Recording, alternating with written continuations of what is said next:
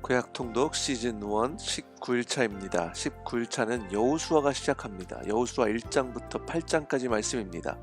여호수아는 땅의 정복으로 시작해서 땅의 분배로 마무리하는 책입니다. 모세는 죽고 여호수아가 이스라엘 백성들을 이제 가나안 땅으로 이끌고 가는데, 하나님께서 여호수아에게 말씀하시기를 오직 너는 크게 용기를 내어 나의 종 모세가 너에게 지시한 모든 율법을 다 지키고 오른쪽으로나 왼쪽으로 치우치지 않도록 하여라. 그러면 내가 어디를 가든지 성공할 것이다. 너는 두려워하거나 낙심하지 말아라. 내가 어디로 가든지 너의 주 나 하나님이 함께 있겠다. 이렇게 말씀하십니다.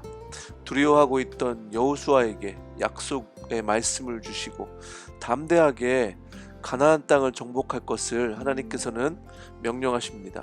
우리의 삶에도 우리가 세상을 살다 보면 두려움과 낙심이 있습니다. 하나님께서 여호수아에게 말씀하셨던 것처럼 우리와도 함께하고 계시겠다고 약속하고 계십니다. 우리 안에 있는 두려움과 낙심이 그 하나님의 말씀과 약속 때문에 떠나가는 역사가 있기를 원합니다. 여호수아가 시딤에서 정탐꾼 2명을 여리고성으로 들여보냅니다. 여리고는 이중벽으로 되어 있는 난공불락의 성이었습니다. 거기서 창녀였던 라합이 정탐꾼들을 만나고 하나님에 대한 자신의 믿음을 고백하는 장면이 나옵니다. 그리고 그들을 거짓말을 하면서 돕죠. 라합의 고백은 위로는 하늘에서 아래로는 땅 위에서 과연 주 당신들의 하나님만이 참 하나님이시라고 그런 놀라운 믿음의 고백을 합니다. 그리고 라합에게는 정탐꾼들이 약속하기를 홍색줄을 집에 매면 라합과 그 집의 모든 식구를 살려주겠다고 그렇게 약속을 합니다. 마치 유월절 그 어린 양의 피를 발라서 죽음의 신이 넘어가는 것처럼 그런 그 연관성이 좀 있는 거죠. 그리고 이 홍색 줄을 통해서 또 예수 그리스도의 보혈을 저희가 좀 생각해 볼 수 있습니다. 하나님께서 여호수아에게 언약궤를 맨 제사장들이 요단강에 먼저 들어가 서 있으라고 하십니다. 그래서 그 말씀에 순종하니까 요단강물이 뚝이 생겨서 백성들은 홍해를 건너듯이 마른 요단강을 그렇게 건너게 됩니다. 계속해서 하나님은 말씀하시고 그 말씀에 순종할 때 기적들이 일어납니다. 이 일들을 기념하기 위해서 요단강에서 12돌을 취하고 길갈에 진을 치고 기념비를 세웁니다.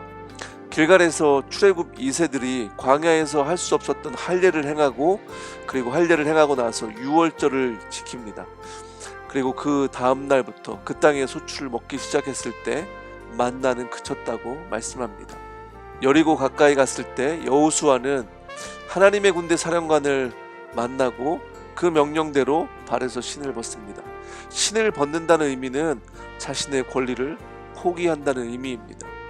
그게 무슨 얘기입니까? 가나안 정복 전쟁은 여호수아에게 달려있는 것이 아니라 하나님께 있음을 고백하는 겁니다. 우리의 싸움도 우리의 힘으로 하는 것이 아닙니다. 하나님의 힘으로 하는 것입니다. 하나님의 구원의 능력이 우리에게 임하는 그 역사가 있기를 원합니다. 여리고성은 난공불락의 성이었지만 하나님은 말도 안 되는 그런 방법을 말씀하시고, 백성들은 또 여호수아는 순종했고 그 방법으로 성은 결국 무너집니다. 이것은 하나님이 하셨다는 것을 말씀하시는 거고, 또 약속대로 라합과 그 가족들을 살려줍니다. 하지만 하나님의 진멸하라는 명령을 어긴 아간의 죄악으로 여리고성보다 쉬운 문제였던 아이성 전투에서는 패배를 경험합니다. 여호수아는 아간의 죄를 묻고 그 가족과 재산을 돌로 치고 불살라서 마무리를 짓습니다. 8장에서는 아이성을 하나님께서 결국 붙여주셔서 그 성을 정복하게 됩니다. 아간은 죄를 고백했는데 왜 죽였으며 왜 가족들까지 죽였어야 하는가라는 질문이 들 수 있습니다. 아간은 자신이 스스로 죄를 고백한 것이 아니라 자신이 죄인임을 그렇게 드러나자, 그렇게 자신이 궁지에 몰리자 할 수 없이 고백을 했습니다. 그리고 가족들도 아간이 죄를 분명히 진 것을 알았을 텐데 묵인했기 때문입니다. 또 사랑의 하나님께서 어떻게 잔인하게 진멸하라는 명령을 내리실 수 있는가라는 질문을 할 수 있습니다. 진멸하라라는 그 말은 히브리어로 헤렘이라는 단어인데 가나안의 모든 사람들을 다 죽인 것은 사실 아닙니다.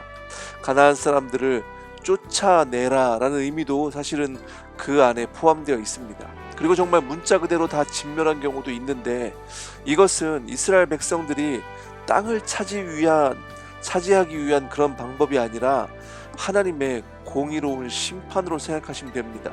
이미 그 땅은 극심한 우상 숭배와 죄로 인해서 이미 망가졌고 하나님께서 심판하실 수밖에 없는 상태였습니다. 그래서 하나님께서 하나님의 공의로운 심판으로 그렇게 심판을 하시는 겁니다. 8장 마지막에서는 에발산에서 율법을 낭독합니다.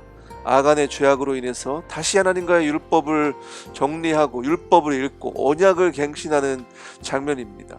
가나안 땅 역시 하나님의 말씀에 순종하지 않으면 결국 망하게 되는 땅입니다. 우리의 삶에서도 하나님의 말씀에 순종하는 삶은 복이 임하고 말씀에 순종하지 않는 삶에는 저주가 임하는 것을 그렇게 저희가 깨닫는 그런 시간이 되길 원합니다.